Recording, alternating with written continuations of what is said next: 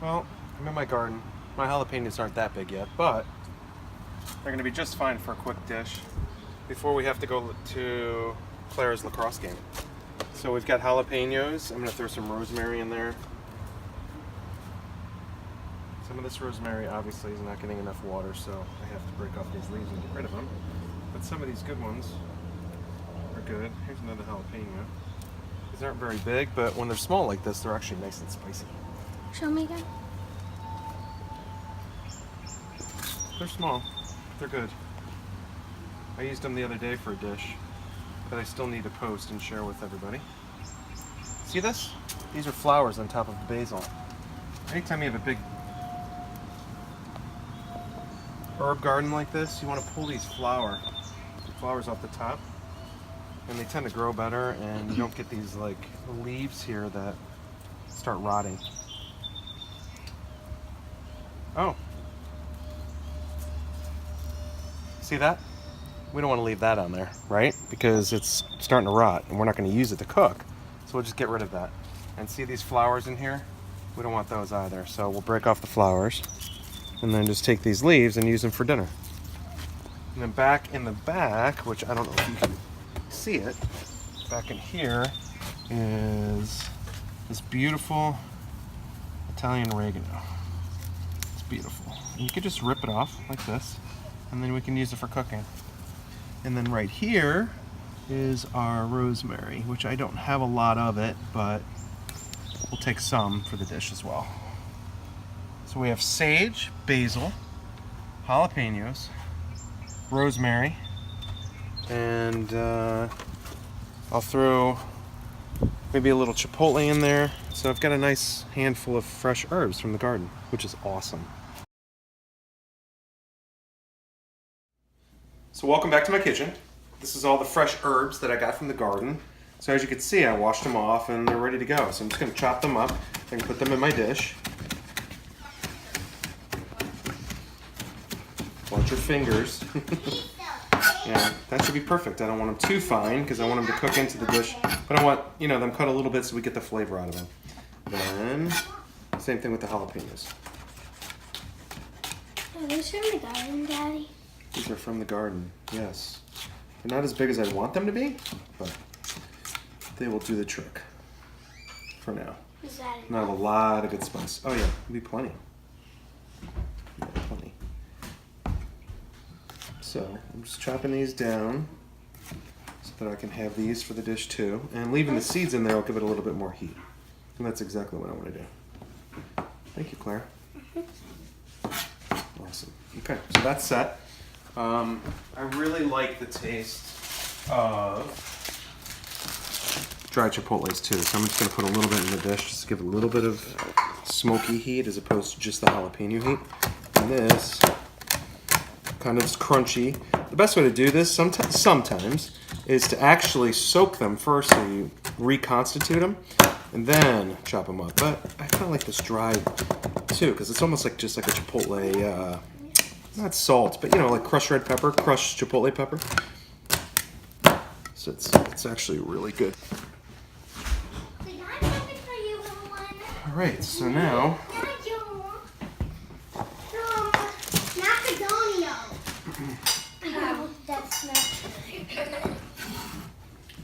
Okay, so we have this fennel from the fridge as well.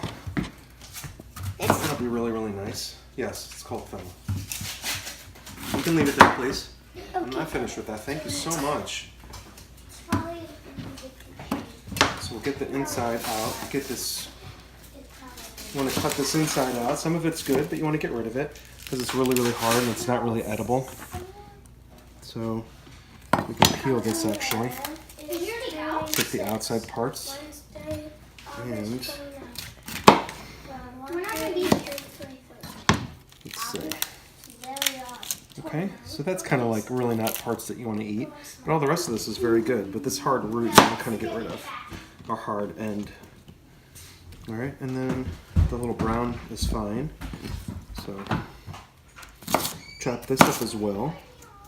And we want it fine because otherwise we'd have to cook for a while. And this is going to be a quick dish, so I'm doing it really fine just to get the flavor of the fennel.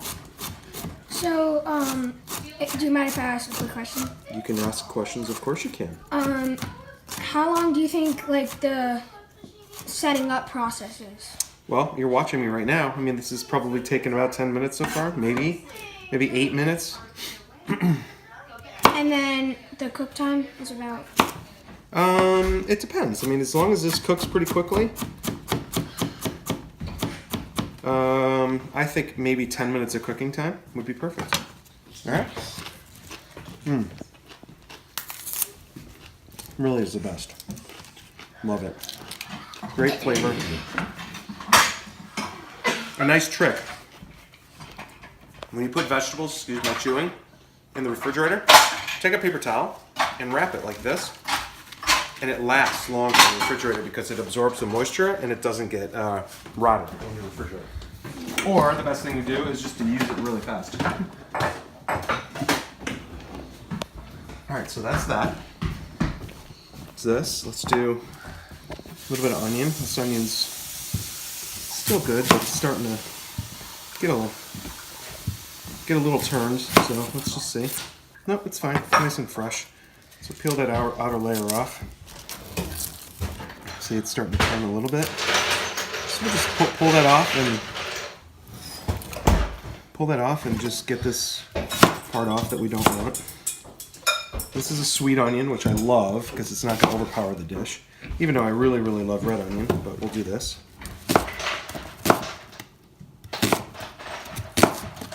All right, so sweet onion, chop that up fine too because we want it to cook the same way as we want the fennel to cook.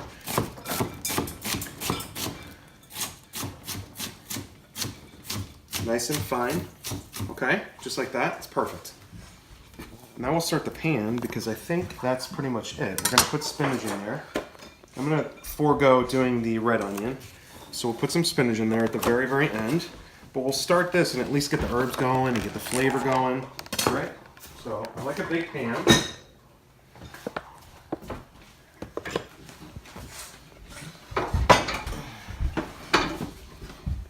These Pampered Chef pans are great.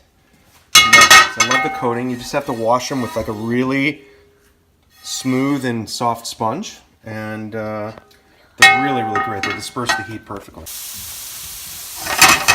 So what I want to do is I just want to get these vegetables a little soft, not crazy soft. I'm going to have them go a little slow, turn down the heat, and just have them go slow while I come over here and get my chicken ready. Now this chicken is actually just roasted chicken from the grocery store. I just don't want it to go to waste. So chop it up, get these, all this white meat off of here. Everything we can, pull it off and just, listen, this is just roasted chicken, nothing big, nothing crazy, but I just want to make sure, like I said, I just don't want it to go to waste. And this is from yesterday. So, this is the best way for people that live by themselves or have a small family or have leftovers. This is a great dish that you can make with turkey after Thanksgiving. So, I mean, it's nice to be able to go into a refrigerator and see food that's left over that you can actually use and it doesn't go in the garbage, right? So, this is really, really nice chicken. Super, super tender. And it'll make an amazing dish. So, I'm just going to keep on pulling this off. Get all this good white meat off of here. And just chop it up. Now, as you start pulling this meat off of here, just be careful that when your hands get slippery that you don't slip with that knife. You know what I mean? You got to take care of yourself and be safe. So I'm just going to keep on pulling this off. Normally I'd be using gloves for this, but since this is cooked, I'm not as concerned. Alright, so this is probably need more. There's two of us. So, amazing chicken in here. Okay. Some of this I don't even need to cut. Just pull it apart and throw it in the pile. Get rid of all this scrap stuff we don't want. Right? Alright, I'm gonna go show them the vegetables. Okay. How these are coming along. Yep, so those should be cooking really slow, which is perfect. And chicken will be added at the perfect time as well. He added some of this granulated garlic. Yeah, that garlic's so great.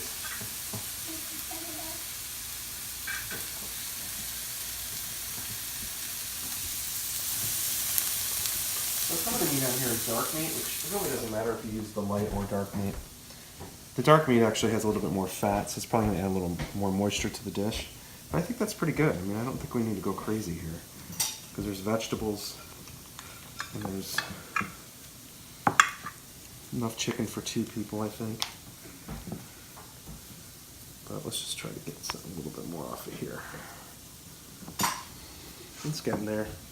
I think I'm at my wit's end. Oh, nope, we found some more. So after I put the chicken in, you know, towards the tail end of cooking, because the chicken's cooked, so I'm just warming it up. Then I threw the herbs in. You don't want to throw the herbs in too early, because then they get all wilted and burnt, and so you just kind of want to have a nice, good amount of flavor in here. Just enough oil, not too much. And then at the very, very end, I'm going to throw the spinach in, because you know how spinach just wilts, right? So we're going to toss that in. And make a nice dish. And honestly, you could look in your refrigerator. We missed a stalk. You can look at your refrigerator and see leftovers all the time. I could have done this dish with eggs or turkey or any kind of meat, leftover steak. It's just we have a ton of leftover chicken, so this is perfect. So I love this. I think it's a super healthy dish. There's really no carbs in here at all. So it'll be delicious. So spinach goes in last. We're just gonna mix it until it's wilted. Excuse me. The peppers. mix the spinach in until it's wilted, and pardon me, and the dish is done.